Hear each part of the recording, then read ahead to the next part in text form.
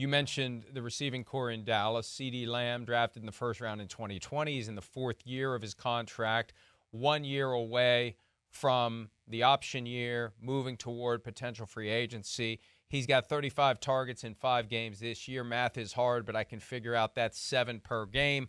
He's apparently not happy with his lack of targets. Here's both head coach Mike McCarthy and Jerry Jones talking about CeeDee Lamb's frustration with his lack of targets in the passing game.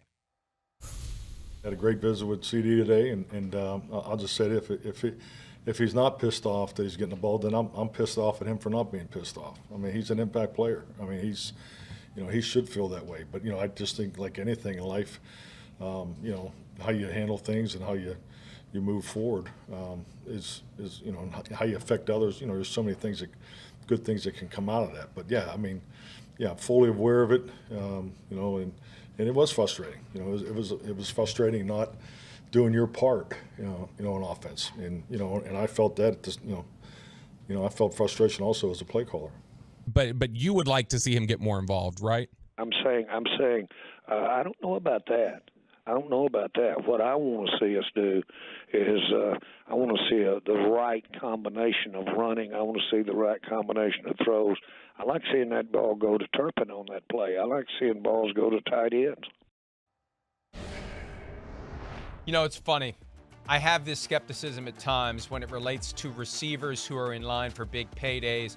Is there an organizational decision to hold down the guys' numbers to make it easier to keep them? And if any team would be in a position to act on that, it's the team where the owner and the general manager are the same person, Charean. Hey, this isn't a bad thing that this guy's not getting huge statistics. It makes it a little bit easier at the bargaining table for us to keep him around because we only have so many dollars. We're trying to keep Dak. We're trying to keep Micah. We'd like to keep CeeDee Lamb, but we'd like to not pay him $30 million a year. And if his numbers aren't off the charts, it's easier to avoid paying him $30 million a year. And I know that's almost tinfoil hat, but again, when your owner and your GM are the same person, it has more credence because the same guy that's making the personnel decisions is the one who's writing the checks for these players, and they want to keep them all for as little as possible. So if CeeDee Lamb isn't having Tyreek Hill numbers, it's a little bit easier to keep CeeDee Lamb around. Here's the problem for the Cowboys is CeeDee Lamb. He had his best season when Amari Cooper was there. The Cowboys screwed up when they traded Amari Cooper to the Browns, got a 5th-round draft pick for him. And I know that was a couple years ago, but they miss Amari Cooper. Brandon Cooks has not done anything for the Cowboys this season, and they brought him in to be that number 2. They wanted to trade Amari Cooper, A, because he had that $20 million cap hit, but B, because they wanted to hand CeeDee Lamb the number 1 receiver role. He was already the number 1 receiver, and one of the reasons he was the number 1 receiver was because Amari Cooper, one of the most underrated players in the NFL, was so good.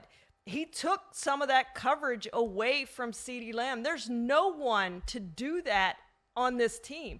Michael Gallup, since the knee injury, has not been good, and the Cowboys paid him mega bucks after that knee injury. So that, to me, is a problem for CeeDee Lamb and the Cowboys right now is he is their weapon, and they're having a hard time getting the ball because there's no other weapons on that team. Dalton Schultz, gone. Tight end. They don't really have that tight end who can get down the field and make those catches. So I think that's the problem for CeeDee Lamb right now is there's nobody else on the team. And so teams are rolling their coverages to CeeDee Lamb and making sure that he doesn't beat them. And guess what? He hadn't beaten them for the most part this year. And there was an expectation that receiving core would perform better. The Amari Cooper example, that really was a mistake by the Cowboys. They signed him to a 5-year, $100 million contract after they had given up a first-round pick to get him late in his rookie deal. It was structured to be $40 million over 2 years and then year to year after that. And they got to year 3 of the contract, and they decided we don't want to pay this guy $20 million. They were going to cut him until the Browns came along with, what was it, a 6th-round pick? It was something very minuscule, maybe a 5. It wasn't much. It was a 5. Thank you. And then the market went haywire at the position. And it was like, maybe they should have paid him $20 million in 2022 and kept him around because, as you said, without Cooper there, it's harder for CeeDee Lamb to be the guy that they thought he was going to be, which makes it harder for him to get the money he thought he was going to get, which makes it easier for the Cowboys to keep him around if they choose to do so. They chose not to keep Kellen Moore around as the offensive coordinator. They'll see him on Monday night when they visit the Los Angeles Chargers. He's now coordinating the LA offense with Justin Herbert at quarterback. Mike McCarthy takes over play calling this year. One of the questions that came up yesterday for Jerry Jones on 105.3 The Fan, the possibility that new offensive coordinator Brian Schottenheimer would take over the play calling, given that so far, grand scheme of things, 3-2, not exactly what the Cowboys were hoping for. Hi, it's Mike Florio. Thanks for watching PFT on YouTube. Hit subscribe for the latest news and analysis from Pro Football Talk.